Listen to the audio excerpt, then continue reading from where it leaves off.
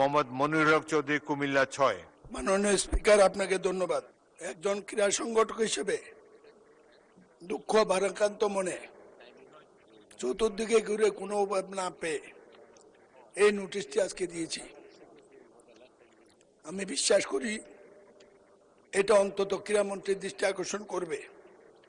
2004 সালে কুমিল্লার দক্ষিণের মানুষের নতুন ঠিকানা সদর দক্ষিণ উপজেলা গঠিত হয়। সেখানে আমরা নিজেদের অর্থায়নে একটি স্টেডিয়াম শুরু করেছিলাম, যেটা সদর দক্ষিণ উপজেলা স্টেডিয়াম হিসাবে স্বীকৃত হয়েছিল। দীর্ঘদিন চেষ্টা করেছি, পরে শুনেছি স্টেডিয়াম উদা হয়ে গেছে, টাকা লুটপাট হয়ে গেছে।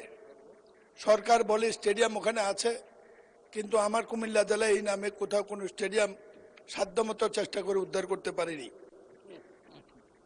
উত্থাপনীয় বিষয়, দক্ষিণ কুমিল্লা মিনি স্টেডিয়ামের জমি রেকর্ড করে ইচ্ছাকৃত গাফিলতি, দক্ষিণ কুমিল্লা স্টেডিয়ামের অনুকূলে জাতীয় করে বরাদ্দকৃত ক্রীড়া সামগ্রী আত্মসাৎ, দক্ষিণ কুমিল্লা মিনি স্টেডিয়াম বরাদ্দ করা অর্থ বরাদ্দ সবকিছু লুট।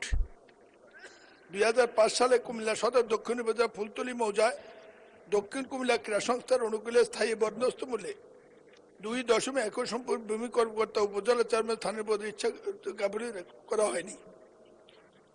কুমিল্লা ক্রীড়া সংস্থার বন্দোবস্তের জমিকৃত অনুকূলে প্রস্তাবিত দক্ষিণ স্টেডিয়ামের নামে যে সম্পত্তি আমরা নিজের নগদ টাকা দিয়ে ক্রয় করেছিলাম, তার সাথে এলাকার মাধ্যমে কিছু সম্পত্তি নেওয়ার জন্য সেই ফাইলটি উদা হয়ে গেছে।